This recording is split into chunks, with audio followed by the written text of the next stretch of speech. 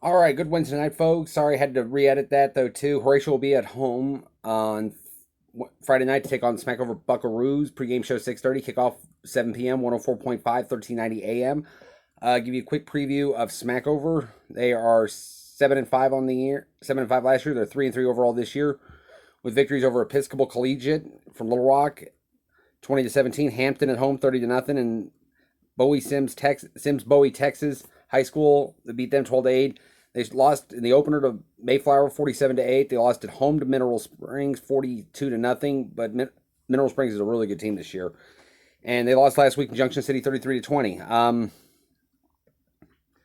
David Osborne's the coach, 12-18 there. Finished 7-5 last year.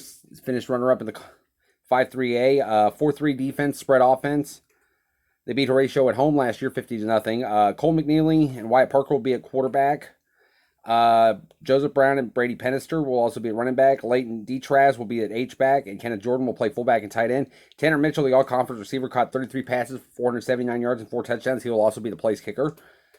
Xander Olds will be at a slot receiver and a tailback. Gunnar Zeke will also line up a receiver with Justin James and Nick Salisbury. Trace Davis up front on the offense, leads the offensive line, and Ike Eisler train at tight end.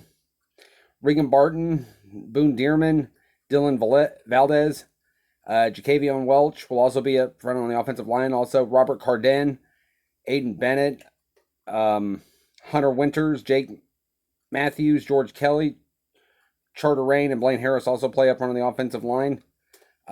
Davis led the defense last year in tackles with 85.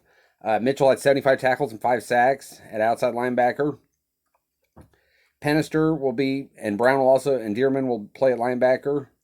Veteran linebacking core, veteran defense. Going to be a good game. Pre-game show 6:30, kickoff 7 p.m. Friday night. Also, new episodes of Quantum Leap and American Horror Story came out tonight though too. The new episode of Quantum Leap was all right, I guess though too. It's the story of a bank robbery this time.